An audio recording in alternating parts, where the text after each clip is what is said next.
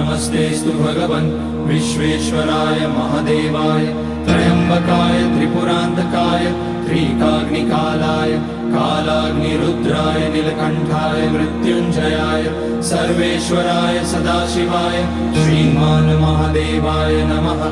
ॐ नमः शम्भवाय च मयोभवाय च नमः शङ्कराय च मयस्कराय च नमः शिवाय च शिवतराय च। ॐ त्र्यम्बकं यजामहे सुगन्धिं पुष्टिवर्धनम् उर्वारुकमिव बन्धनान् मृत्योर्मुक्ष्यमामृतात् नागेन्द्रहाराय त्रिलोचनाय